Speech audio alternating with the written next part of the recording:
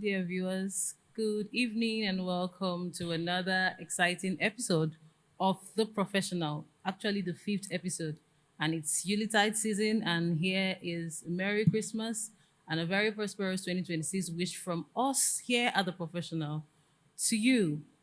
Today, we shall be discussing on a very important and vital topic, which I think everyone who exists on the face of the earth needs clarity on.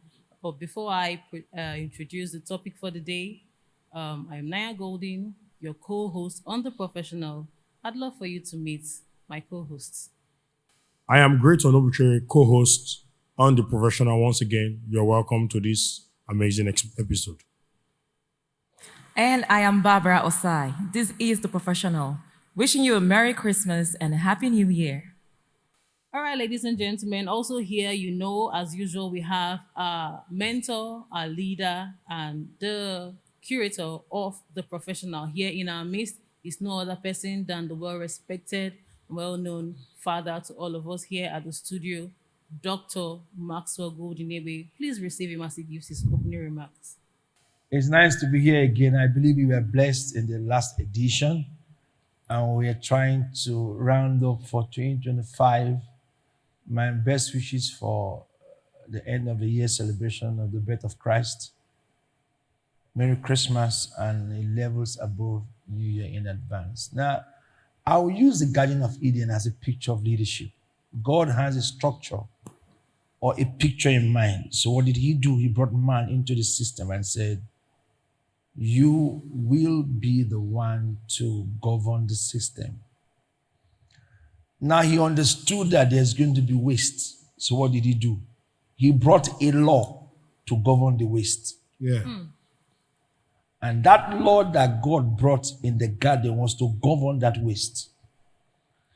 And he also brought a law to preserve the garden. So one of the things that law provides is to guide waste and preserve the beauty of the vision.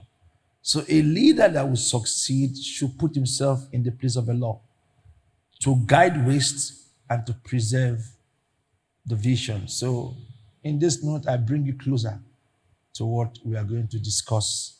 God bless you. Merry Christmas, you all, and thank you once again for streaming with us on The Professional. We value your time. We appreciate your contribution. We appreciate your comments. And please subscribe to this YouTube channel, Maxwell Goldinebe, for a lot of interesting insights, a lot of educational insights on how you can grow and become a better version of yourself. And don't forget to share the link of this live stream to as many as you can, your friends, your brothers, your colleagues, and invite them to come and be a part of what is going on here on The Professional. On this fifth episode, we shall be discussing on leadership wastes and leadership preservation. I only, for want of time, I wouldn't go into the definition of leadership because I believe everyone knows who a leader is. A leader is one who leads another, a more experienced person leading a less experienced person. But when does leadership become a waste? And when is leadership rather preserved?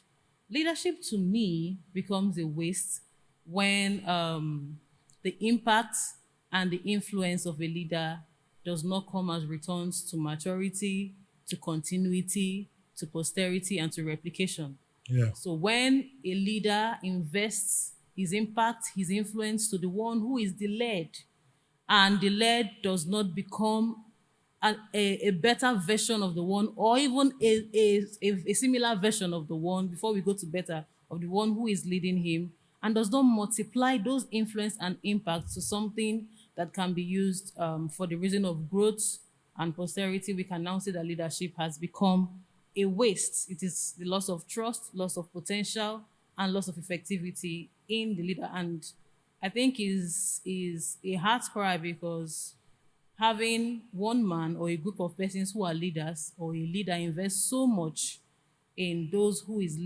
he is privileged to lead, and it doesn't come as returns to him.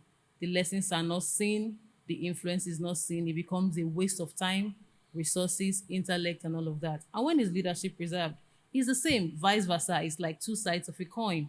Leadership is preserved when lessons are taken and multiplied into growth, when influence and impact is seen in the ones that are being led. So that leads me to my very first question to God's servants. What does leadership mean to you? How have you defined leadership and how has that changed over time? And also, what qualities and mindsets have you exhibited as a leader that you want every person, everybody to know about? Leadership to me is life. And leadership is life. And to me, my progression in leadership taught me one thing, that the stability of a man's life is tied to leadership. So if a man wants stability, he will get it via leadership. And that's why I'm wondering why Adam had to eat that fruit. Because God was his leader. All he would have done was to stay under the influence of his leader and stay peaceful in the Garden of Eden. Why do you need to eat that fruit? For what reason do you have to eat the fruit? So, this health of a man, stability of a man is tied to leadership. Just check when he left the garden, what happened to his life? Did you notice that we didn't hear anything about Adam again after the garden? Yes. He has lost leadership. So it's so important every man gets into that platform of leadership. Whether by church, whether by family, whether by career, whether by profession, whether by passion, whether by gifting, you must get yourself on the leadership. It's so important. Thank you so much, sir. This is not only one definition about leadership, and I'm sure this will be a blessing to a lot of people out there. Let's hear from Barbara. It's leadership has definitions from different school of thoughts and different understandings. So I'm not even going to bother defining leadership. The topic we have is leadership, waste and and preservation. preservation. So I've broken my questions into two parts because before you preserve, you would have to handle the waste for preservation to come in. So talking on leadership waste, my question is based on toxic behaviors. Now I say here that blame shifting, lack of empathy, and a failure to address conflicts creates a hostile work environment that reduces morale and productivity. We know that leadership cuts across all spheres of life, no matter wherever it is that you are. So most times, there's always this scenario where conflict and hostility exist amongst employees or colleagues and all the kind of communities you can find leadership play itself. But sometimes they are downplayed, they're not escalated to get to top management. So while this is breeding amongst colleagues, employees, and people who are underneath leadership, and it begins to cause inefficiency or affects productivity, how can this be tackled to contain ineffective output in that particular space? You see, the thing is this. You see, boxy, let me use the word boxy conversations are very important. And that's why I try to let people have conversations. Where I lead, I have boxes of meetings like that. I voluntarily created those meetings. Those meetings are to handle the things I don't know about. Yeah. So there are conversations that can be handled by that boxing meetings that are created. And that is why the one who leads people should understand that the purpose of why we are there is to progress. So anything that comes to staunch that progress should be handled immediately. For example, disunity among the system, blame pushing, tax not being done at one because one person is hindering the tax fulfillment. You should know how to treat that because that is your ball to play. So if you try to neglect those tiny balls that we kick in the system, that's where the problem will progress itself. If there's somebody with a very unguided attitude in the system, you need to confront it. Yeah. Either you do it privately or you do it publicly. Yes. Sometimes even better you do it publicly. But make sure it's not haunting the beauty of the other persons who are willing to work in the system. But remember that the adverts we sell is what people buy. Yes. That's right. So they will not buy what they don't see. So we have to be careful what we preserve. If you preserve an unruly behavior, it will progress to damage the system. If you preserve disunity, because you should know what you're preserving. Sometimes we are preserving disunity, we are preserving lack of productivity, we are preserving nonchalancy, we are preserving all manner of behavior. So leave him now, leave him. She complained, he complained. Those preservations, when they gain energy, they become the reasons why that leadership will not function effectively. Yeah. So, sir, let's say peradventure the tables are turned, and then this toxic behavior emanates from the leadership itself. The leader must have a leader. The Yes. leader must have a leader who leads him. So Yes. Yes. everybody must be under So control. let's- Yes. So when there's a leader who, let's just say there's a leader who does not have a leader, or there's a leader who is all encompassing by himself and has flaws or has areas where people probably need to address. How do they get to address that waste, that opening in that area in a way that it would not look like they are opposing or what's the word now? Like they are trying to counter him. That is where people with tactical reasoning come to play. Sometimes nobody hates good counsel. It's the way people go to people that causes the problem. I've always told, I work in a place where the man, you can't speak to him. You don't dare go and talk to him about it. You know what I did? I was creating the result instead of confronting him. Yeah. There are people who are bigger, you can't confront them, but your results Very will true. confront them. The results you create around them will become the message. So if you cannot reach the person, reach him by the things you do. Yeah. If I come in and I see the things that you do that I can't do them, but they are for the sake of what I do, I think I will tell to you more. Yeah. I've always said, if I sit here as a pastor and I have a member who comes to church every day and comes here, and the member comes and notices that the microphone I use on Sunday is bad, and brought it the next day. I said, Daddy, I noticed your microphone is bad. Just changed it. The next day I came to church. He noticed that I'm sweating. Went and bought a new AC and kept it where I will not sweat.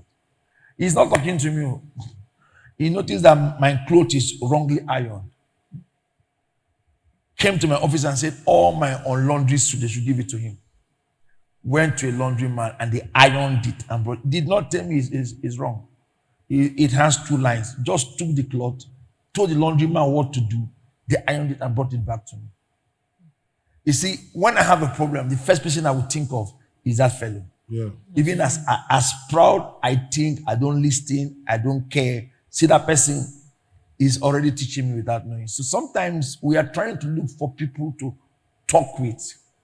But the problem is all over the place to solve. Yes. So if we start solving them, we will get the message to the man involved. Yes. The reason why we are not being listening to each other, we are not solving problems. Yeah. We are only talking. Okay. Yes. So when you come, the person gets hostile to you, young man or sir, or young lady or madam, you are only talking to me. You are not solving anything. I'm not seeing results around you. So that's why it's looking at sometimes people are not listening to us.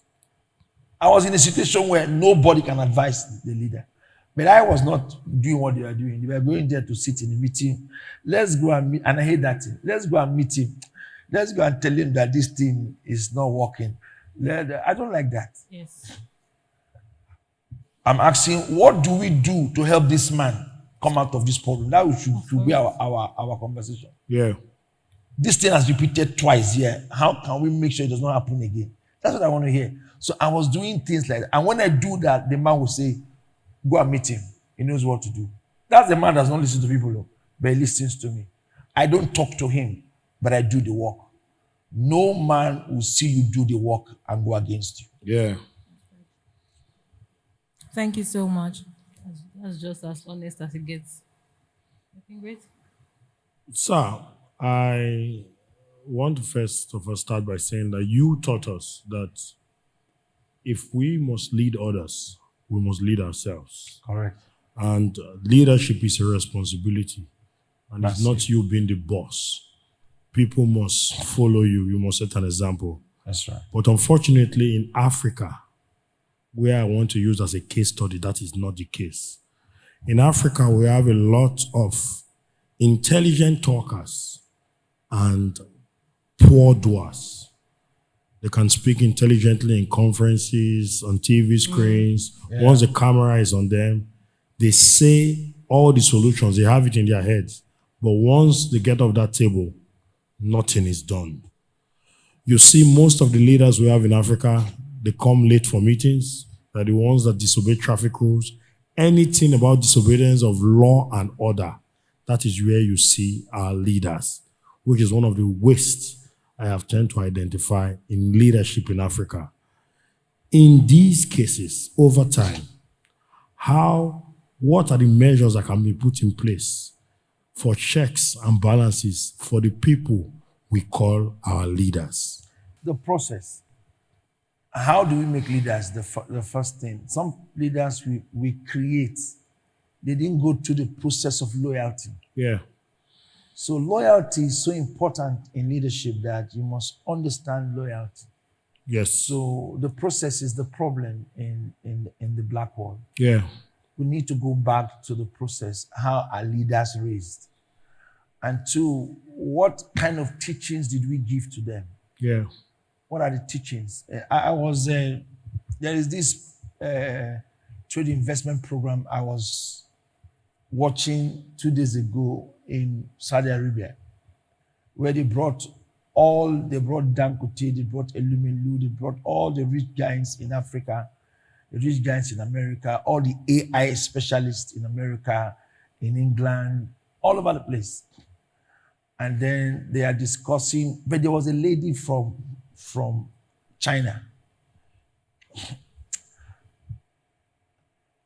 They were talking, she just said, the AI progression is good, but it said the robotics at one time is almost playing the role of man, Yeah. but reducing the effectivity of man.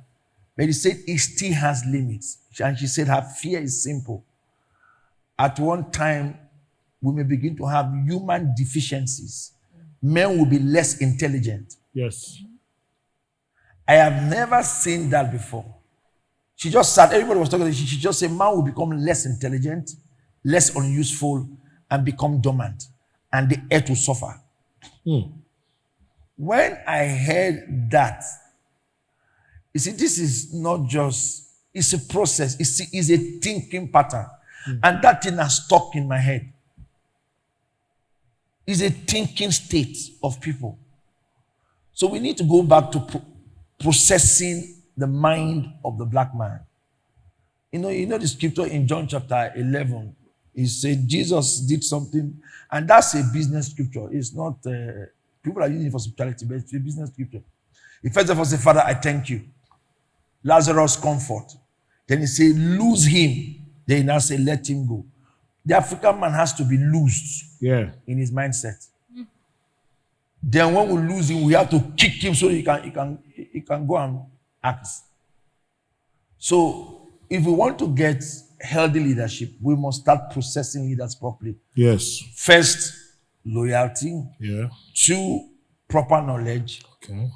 3, reproduction in leadership. Reproduction. What are you going to produce if you're made a leader? And 4, you think posterity. Because every leader must think posterity. You think after you. You think 20 years. You think there's a program, I'm saying this for the first time, there's a program I want to run. I want to do a lifetime training for workers in 2026. If you don't see yourself No. 5 years in this ministry, you won't serve anymore. If you don't see yourself 5 years stretchfully serving God, I will ask. If you don't see yourself 5 years, as you want to join the department, they will ask you, do you see yourself serving God here in 5 years? If you don't have the 5 years, you won't work in this ministry anymore. And I will make it a law. If you don't see yourself working here for 5 years, don't go out. And that is even the number one criteria for you to work as a worker in the ministry. Yeah. Now, not even born again. That criteria. See yourself 5 years serving in the choir. So if you have 10 persons who see themselves 5 serving in the choir, that person will get married there. See the program now, will get married, have children. We may see in that place, that person will bring the husband to the choir or the wife to the choir. Yeah. And that people will begin to develop themselves. So when we have a plan that is posterity based, Yes. that is when leadership becomes healthy. Yes. And that's what the people in the West are doing. We don't do it. We have tenure-based leadership, Yeah. not prosperity-based leadership. That's why there's a problem. It shouldn't be tenure-based. It should be prosperity-based. Let me ask the man in the media, what is he doing now in the next 5 years that if somebody takes over him, the person will start from where he stopped? Yeah. What blueprint does he have in that media now that he has created? That if I take you there now from your office, and that's what I want to create next year, that if I change the leader of the choir to go work in the media, he doesn't need to bring his idea. He's starting from the structure the man has created. If I take this man to the choir, he doesn't need to sing. The system will make him sing. If I take you and go and head the women's department, you don't need to be a woman. Yeah. The structure is there. You just go there and follow it. Now, it is that those are the kind of things. If you go and work in the children's department, it's the same thing. If you check the church or in Any Africa, yes. there are no laid down structures. People come and meet. As this guy's tenure finishes, a new person enters, he restructures. A new person enters, even in the church, they are restructuring. Restructure. And that is why there are no posterity growth in leadership. Yeah. Just go and ask the leader of this person, the organ of this thing now that we are doing. Go and ask him. Just go and ask him. If you are made the head of media now, what are you going to meet there? If somebody takes your office that you're occupying in this church, what will the person meet? Yeah. And start with. So that is where the African leadership is poor. We are doing, have you seen a man that has a family? They give 20,000 naira for food and they cook, they finish it. Immediately. And tomorrow they start afresh again. That's the kind of life we live in Africa. We start, finish. How long are you going to be doing that? But these guys plan for 50 years. There's a movie I just saw, it's The Wheel of Time. If you saw how they acted that movie can take them 5 years to act. Yeah. But ask the movie they act, how many months it takes them to act? 3 months later. Barbara. They have acted it. Because one man is acting a movie that when he's no more alive, is still relevant. Yeah. But these guys, they act their movie for the market purpose for today and shoot it there. So let's be careful. If we can get these things right, we'll have the resources are here, the raw materials are here. Yeah. What we lack is posterity leadership. Thank you so much, sir. You have answered this question a great A lot deal of questions. and a lot of questions. Please, if you did not hear anything, God's servant told us now that the African leadership is poor because most of the leaders lack the process of 1, loyalty, 2, proper knowledge, 3, reproduction, and 4, which is the most important, posterity. Please listen, act, and you'll be a good leader in Africa. God bless you. Thank you so much, sir, for a lot of insights thrown to this question. I mean, while you were answering, I think you were answering practically everything in my question. Because I was going to ask next, what does continuity in leadership mean to you? Why is it important? And what are the measures to take to identify people who have those tendencies to continue in leadership? And I feel you just answered it. But then, why do you think that people stay in a system and they don't see a future there? Because this thing that you said about asking a question of how will you be in a place, let me paraphrase, how would someone be in a place for 2 3 years, even 1 year, and not see or possibly draw out a 5, 10, 15, or 20 years plan, especially if the person is existing in a system that is well patterned, well structured? What are the things that goes through these people's minds? Because you can practically ask someone, where do you see yourself in the next 5 years? And the person will tell you he doesn't know. Why are things? You see, why the are problem is not where they see themselves. They fight structures like where we are. The first Saturday meeting is a problem to some people. They don't even know why they come on Saturday. They think it's to serve. The purpose is not to serve. I'm just trying to teach people that if you belong somewhere, you must get to a place at every time to prepare for certain things. Yeah. I'm trying to sell a mentality to people that this is what you must do every month if you belong here. That's the purpose. And so when I strongly get that as a calendar in people's mind is established, the next phase now, which is in January, is where do you see yourself in 5 years? For example, I was in the ministry. The man did not give me the vision to build. I did. I just sat there and told myself, I will not pass by this church without doing something significant. I bought properties and I built for them. He didn't give me that. I'm the one who told myself that I will do those things for the system. So sometimes the reason why people talk like that, they don't see relevance in what they do. If you see relevance in what you do, you will create revenues from the place, even if it is dead. I created revenues from the place. I raised structures. I built men. I raised men. So it's very simple. If you want to succeed, you succeed in it. There's no better way to put it. Yeah. It's just for you to understand that the privilege you have can produce for you. I tried it. It worked for me. And then sometimes the system is even the problem. You know, when you get into a system and there are nothing guiding the people, it's dangerous. And then we try to please people instead of governing people. So you don't please them. Some of the people who are fighting them in all of their sectors are people they are allowed to do certain things. So when people are guided, if you go to that place, let me give you an example. If you go to a very civilized environment, systems, if you want to enter, the door must first accept you before you make access to the company.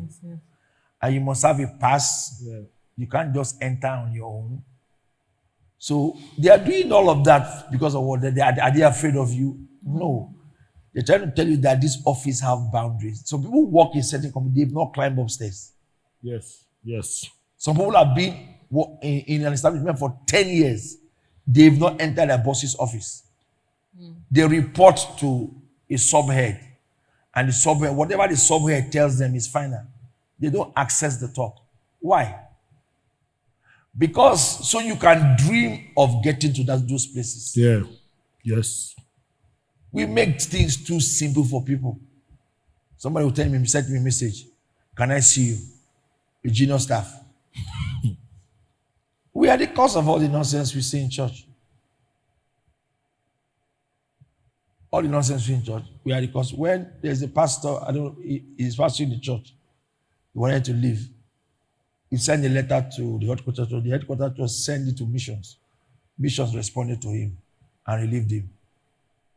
The man did not see him. He came to the man. The missions office prayed for him and released him. He didn't see the man. Anything that happens to us, we are the problem. We give people too much leverage to a lot of things. They didn't care for me. They didn't. We are the problem. We are the problem. There are no laws. The laws are not strong enough to make the people appreciate where they are. So they will play with it. And when you build it, I will follow it. Yeah. That's all I have to say. When Thank you you build so it, much. men will Thank follow you it. so much. And also on this same line, bordering centering around leadership waste, because I feel this topic is centered more on leaders, because leadership waste is to the detriment of the leader. Leadership preservation is for the betterment of the leader. So Yeah. at the end of the day, we're talking about how we can curb leadership waste and preserve leadership.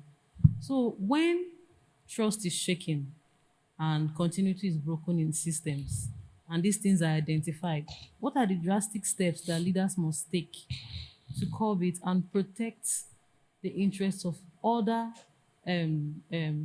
proteges in the system?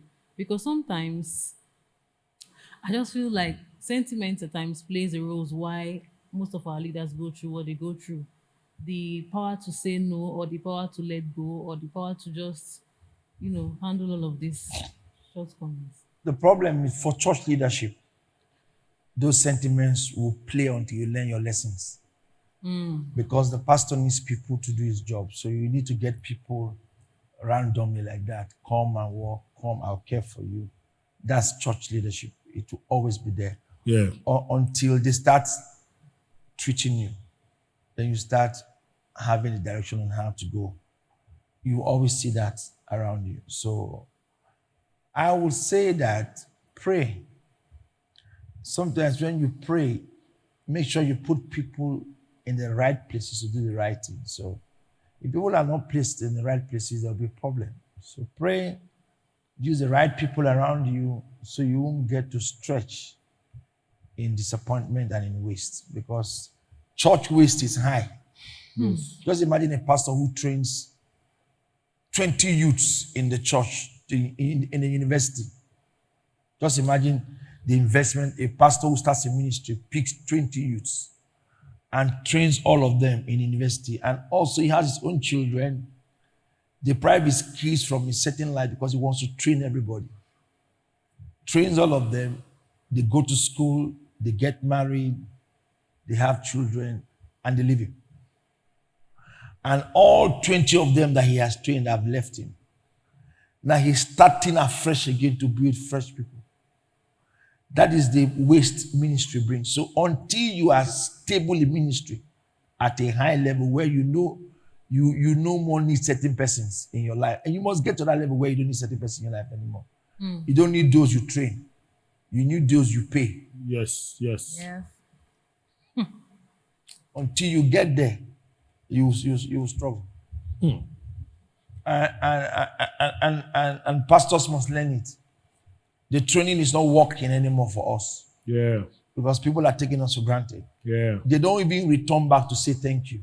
You go away. They feel they even wasted their They time, wasted their time following for you you.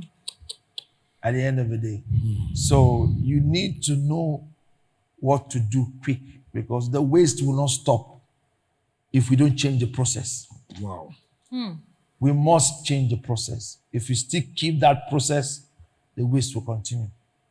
And because it is church, there's nothing you can do about it.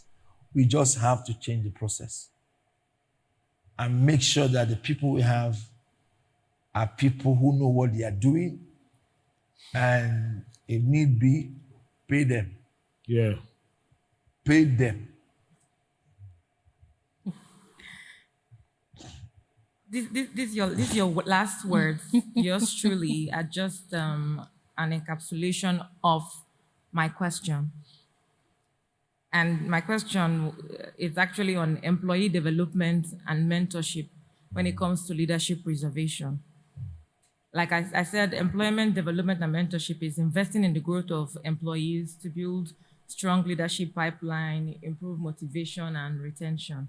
And I went on to say, how can one manage a situation where after all these investments have been made and then employees move on to other opportunities or other companies? Do you keep training and investing, while those ones come and go, or you get professionals who are already equipped personnel, although this may cost more financially. No, what you need to do now is to invest in your system first. If you come to my office, I've done a lot of exchange. But we need to invest in the system so that you can attract those professionals by themselves. When you invest in the system, people will come on their own. Yes, yes. So we are doing training, not investing on the system. You know, the people learn from us. But I'm using the church because that's what I do. Every person that works in the church learns from the church, Yes. but don't feed the church. Yes. Yes. Yeah. Every person the church raises, when they've learned it, they don't feed the church back. Yeah. They go and complain, behave as if the church never assisted them. Yes. So, and they'll be the first to condemn the laptop that is too old. This is too old. But that's what taught them. Yeah. And they are supposed to buy it and give to the church. So it's clear that we need to invest in our systems first. Then stop training people like that. It has not helped the church. So we have to bring a mood where we raise the standard of the system and make it attractive. The guy who works in MTN should desire to come and work in our media Yeah. because the equipments are there. Yes. Yes. And you're not encouraging the person in church to work. You know it's his job. And he knows if he makes a mistake, you can fire him. Yes. The reason why people in church misbehave because we don't fire them. Yes. We get angry with them. When you fire them, and they know the things that they will lose. You know, there are things you will lose. Yeah. If you Yes. fire you will go and beg. Yes. So the systems are the reasons why people are nonchalant. I won't escape that. I have encouraged that myself with people. Yeah. But I have learned my lessons. And I'm developing systems that will take care of themselves. Not people caring for it. The system will take care of herself and attract people to it. Yeah.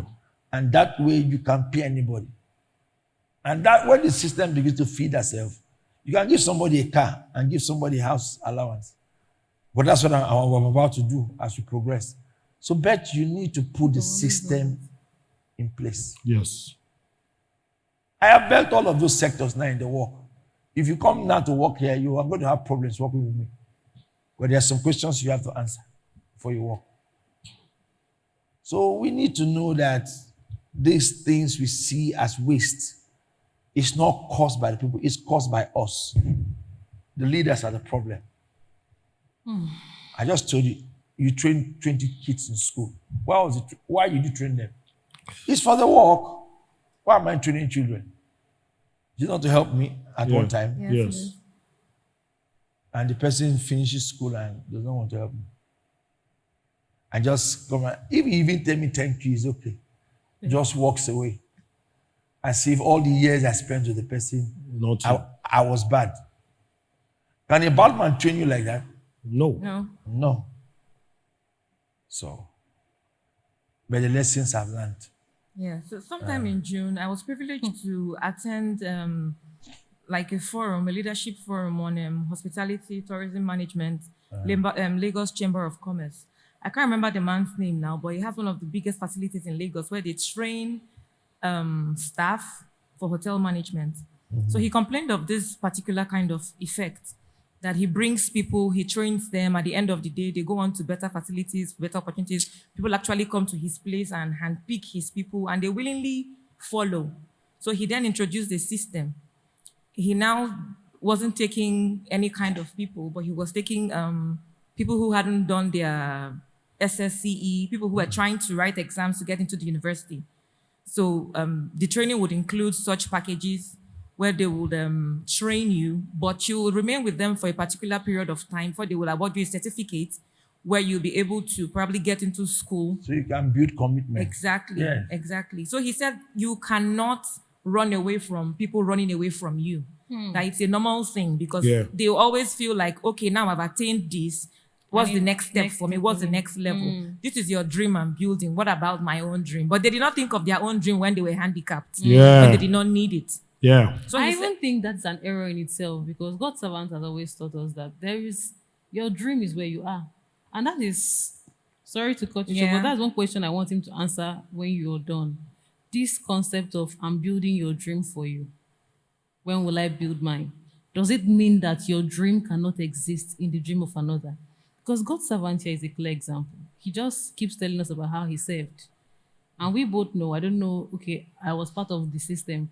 And it got to a point where most of us assumed, I stand to be corrected, that he became more prosperous than even the man he served. So I'd want for him, sorry to cut you short, like I said, I'd want for him to also treat on this issue. Why do people always feel like serving people or being a part of a system means you're building for another man, so you have to go and build for him? Why that? you know, in as much as we have our dreams and lifestyles to be shaped by someone, don't forget that we are human beings and we interact with external factors.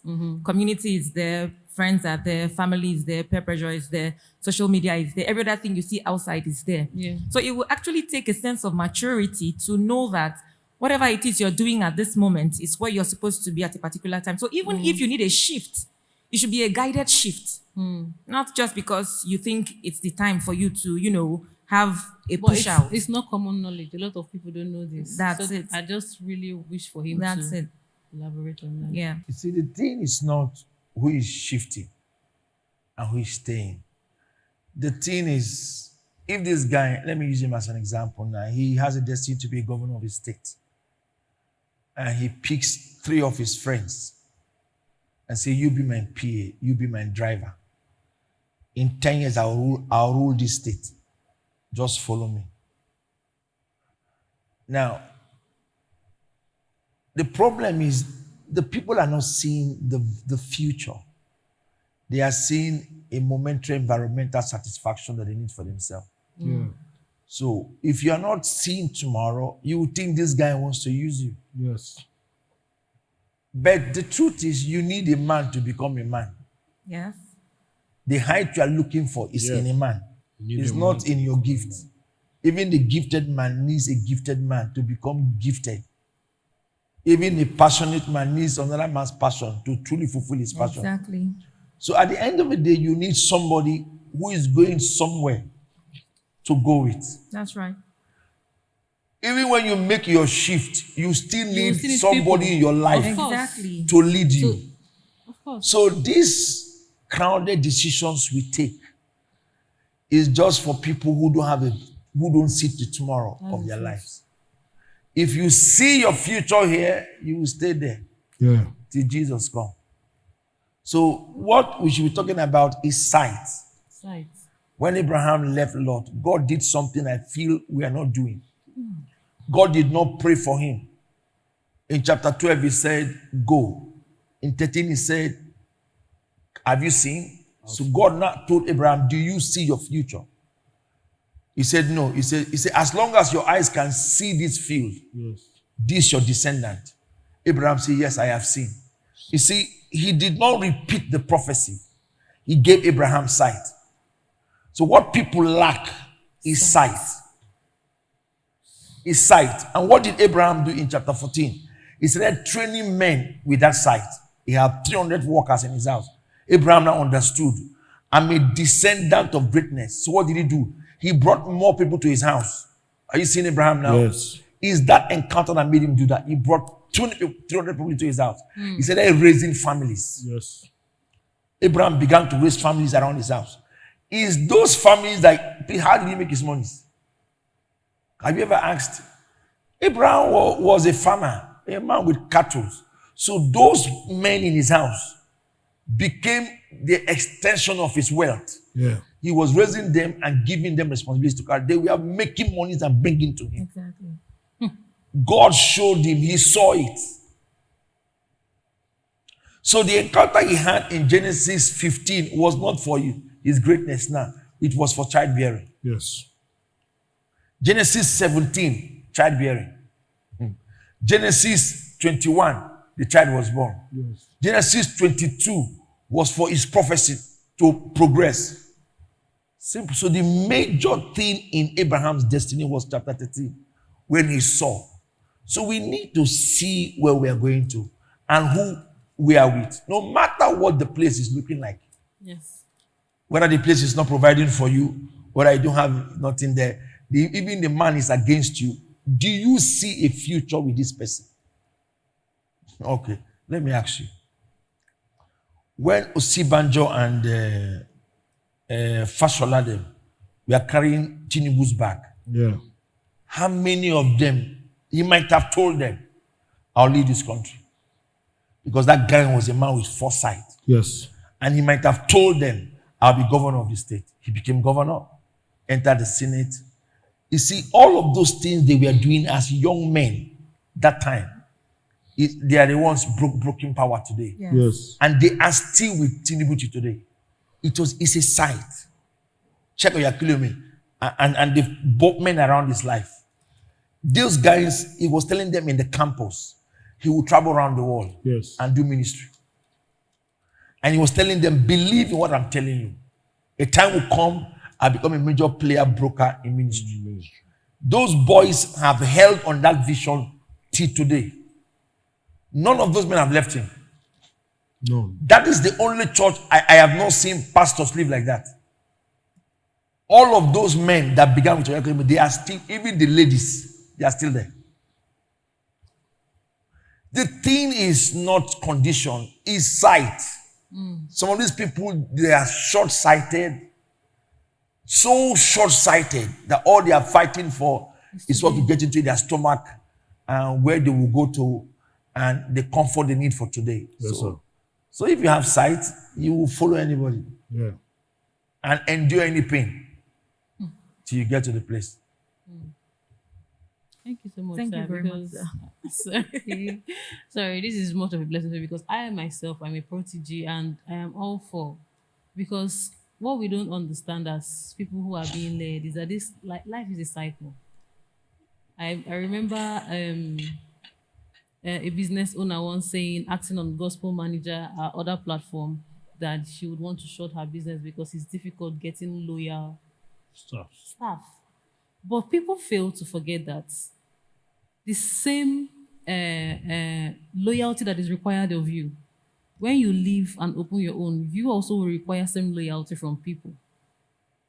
Do you understand? True. If you are running off now, oh, they are using me. It's a circle, They are yes. using me. You will also open a business, if it's business. If it's church, you will also run that ministry, and people will still feel used by you. Yeah. Now, in your mind, you want to explain, no, I just need people that work with me. Let's grow together. No, don't explain, because that was the same mind you had. Yeah. So if we reason this way, we should see that this is not even a problem.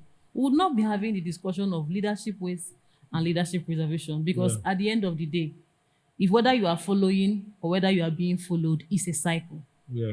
Be in your path and your lane and do the best that you can do. Be the best. God's servant will always teach us and tell us, don't ever pass by a place without dropping an implant. Don't ever pass or belong to a system without dropping your effect. And I pray and I hope that this is a blessing to as many people as it should be, because we need to start fighting for leadership preservation, because the waste is massive. Yeah. Business-wise, ministry-wise, it's massive. Career-wise. Because at the end of the day, like we have agreed that it's a circle, everyone must pass through that stage. That is it. Whether you're a leader in your family, in your business, in your school, in your home, in your Yeah. office, at one point, even When at you don't local respect- parks, people will the disrespect you. Agberos, the touts, You they steal still have from their people. leadership They will steal hierarchy. from you when you Exactly. have- When you Exactly. when you open, they will steal from you too. So it's just, why don't you just stay where you and be honest and let God bless you? But God can bless you anyway. Our mentor here is a proof that God can bless you anyway. In Yes. service, he was blessed. In owning, he's still blessed. Yes. So I want to take my last question from something that God's servant said. He said, leadership waste will not stop until we change the process. Yes. So I'm going to give a very short story. Just, I think today is Friday. Just last week, I was playing football and we had a referee and a linesman, which is usually a teammate. So we just do the volunteers among ourselves. So apparently the linesman was my very good friend. But for some reason, he just wanted to do something that would spite me during the course of the game. So while I was trying to tackle a player, he raised his hand to the referee, and the referee blew against my team. So in that course, that thing cost a goal immediately, and we left the pitch. But while we were leaving, it's football, emotions must run high because our adrenaline is pumping. So I told him that, you see, this bad decision that you made has cost my team the victory that we're supposed to have. So because of that, somehow we had a heated conversation and I left the pitch. So just yesterday, they did a disciplinary committee and they fined me 100,000 and 4 weeks suspension, which has never been done. So I was reflecting on it while I was running this money. For some reason, I just thought of it. I said, you know what? Let me call the president of our team, because whatever that has happened must be generating from somewhere. So I just put a call across to him as early as 6 a.m. And, while we were speaking, he told me that he is even shocked with the decision that he took. But now that he is speaking to me, he realized that the story that they sold to him was not what exactly happened. That in as much as I have the right to complain as a team captain, but the other person at the other side is an official. But me shouting at an official is supposed to be the offense and not them saying that I disrupted the team. Because I did not disrupt the football in itself. They won us and we left the pitch. So he said, there are certain persons that influenced this decision. So I will call them the cabals. So when, after speaking to him, he realized that he took a wrong decision because of the influence of those people. This is where my question comes from. How does a leader or leadership in itself handles cabals that influence them and take wrong decisions? That's my question. I'm using myself. Yes, sir. I don't like to use people. I don't allow myself to be influenced. Yeah. If I give you room to do something and you think you influenced me, no, you did not. Yeah. I just allowed you to do it. Yes, sir. But when I notice you are being self-centered, I'll react. Yes. I don't hide it. I'll show it to you. I'll tell you to stop it. Because what you don't stop becomes an influence. Yeah. So the first thing to do to those kind of circle is to stop it. You cannot dissolve the circle, but you can stop the circle having control over you. When the circle does not have control over you, you are weakening their energy. Yes. So just make sure that, and when they bring their information, don't accept it. Yes. Until the person they are trying to present is there. It's me. If you want to talk to me about something, if the person is still there, don't say it. Because I won't listen to you. And I will not accept. If I give this man something to do, and he's the head of the place, whatever you say, I won't believe. Until he makes a mistake himself. Yes. It is his error I will use, not the one you told me. Yes, sir. If you like, you can report anything in this life. He is this, he is that. Can I call him? When I say, can I call him? You shake. I just know that this guy is not saying the truth. But it's what you do before me that I see that I'll use Yes, with sir. you. So if we want to lead people who gets manipulative, let's be firm too. You can't be, when I know that you have those, I won't be laughing when you enter my office. I won't be. When I'm true with you, I will now laugh. So there are atmospheres you keep for those kind of people. Yes, sir. Because at the end of the day, if you don't achieve what you want to achieve, it's a waste. Yes, Don't sir. do that. You don't laugh with you yesterday. No, I'm not laughing with you now. Yes, sir. Yes, very simple. So you can do better because people are very, sometimes I was talking to someone, I said, you want to manipulate me, but it won't work. I'll just tell the person, she's saying, do you want to manipulate me, but it won't work. And if you repeat it again, you won't like me. So when you know that people are trying to put you in a place to make you take a decision that will affect another man innocently, Yes, sir. don't allow it. Let me give you a story.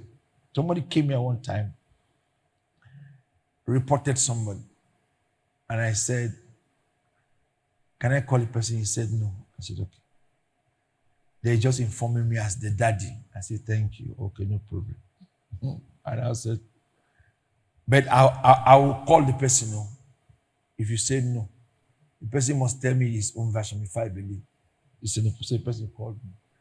And I go, this is all the person said. Though. And I had to, as a finisher, I just say, so why did you lie to me? The boldness to correct who is supposed to be corrected is what makes you a leader. Yeah. If you can't correct people when they are supposed to be corrected, you are not a leader.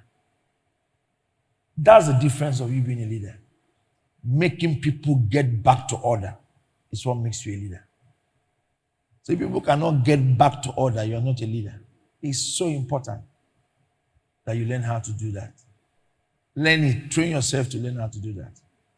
Build your conversations at every given time. Because sometimes some persons are just there to make you look as if you can't do it right. Yes. I don't like saying, if I had known, I didn't see it this way. I've never had that kind of situation before in my life. Yeah. I would have seen it this way. No, don't see it this way. You might have destroyed things before you see it the way you see it. Yeah. Things would have gone so bad, then you now start to rectify it. It's risky to live like that as a leader. It's poor. Please. Thank you so much, sir. I think I have one final question just before we round off, and that will be about leadership. Because I know leadership comes with a lot of pressure, a lot of expectations, a lot of talks, and all of that. But I want to ask a personal question. What are the practices that helps you maintain consistency as a leader, even when under pressure? I love people a lot. I don't get bitter over people. I only get disappointed. So that has helped me a lot. If I'm not close to you anymore, it's because I feel disappointed that you have not behaved well. But I am not far from you. So it has helped me a lot. And I don't talk down people behind their back. If I want to talk to this man, I will call him. And when I'm talking, if I want to talk to him before people so that you look at it, I will call people together. And I will vent my anger before everybody for you to know that I'm angry with you. But when I live there and I see you, I will embrace you. That's my difference now. Yeah. I won't carry that offense outside there, except you are proving attitude to me. Yeah. Then I'll tell you that I'm the master. As long as you are showing repentance, I will hug you, I will kiss you. It's as if I never got angry with you. It's life. We make mistakes. So it has helped me know how to stay with people. And, don't be bitter. One of the things you should learn, a leader, you shouldn't be bitter. Because if you're bitter, you make too many mistakes. Bitterness is not good for a leader at all. Yeah. Try not to be bitter. And that will help you a lot in your life. I don't have a problem with anybody. Anybody that has problem with me is the person, not me. I don't have. If the person sees me now and greets me, I will answer. It's just, Daddy, how are you? How have you been? Long time. I've not been seeing you in church. I know you have left the church. Yeah. I know you've left the church. I know you've left the church. So, but I won't be bothering myself over that. No. So it's the church. Yeah. If you're meant to be with me, you'll be with me. I don't need to perform any magic for that. Yes. I've always said it. If you're meant to be a part of my destiny movement, I don't need to do anything special. You'll be there. You won't be bothered that you're not helping me enough. Yes. Okay. So when you just get up and want to disappear, you're not meant to be with me. But I will not destroy relationship when I see you. How are you doing?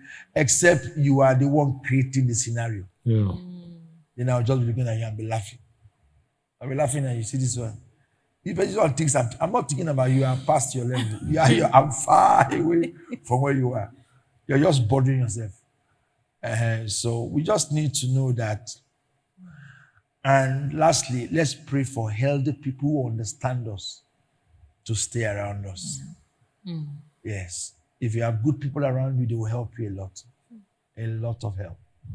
We don't have good people around us sometimes. They expose our weakness. See, the Tanzanian president, the woman that is president of Tanzania, she's like a tyrant now, and she's not leading well. She's like a strong-fisted lady, like the Paul Biya of the guy. That guy has ruled for more than 70 years in that country. Up to 40-something years in that country. So he doesn't have good people around him. Yeah. If you do have good people around you, they will help you do better. God bless you. Thank you so much, sir. And thank you, viewers, for sticking with us. We've taken a lot of your time. I want to thank you. It's amazing having you here every single time we stream here on The Professional. Please remember to share the link, repost it on your pages, on your WhatsApp, on your Instagram, and invite people to come watch and learn and also gain vital insights on how to gain access to stable leadership. It's just today is the 19th of December and it's 6 days until Christmas.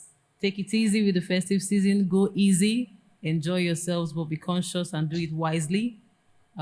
Consider your health, consider a lot of things, and don't be too scattered about it. We'll invite God's servant right now to take his closing remarks, and then the professional will call it a day for this episode. Observe, reason, talk, guide, and raise the bar of leadership. Remember, the stories of success are tied to men who see faster, who walk faster, who know faster. And this fast movement is what makes life effective. Lead, don't kill. Lead, don't destroy.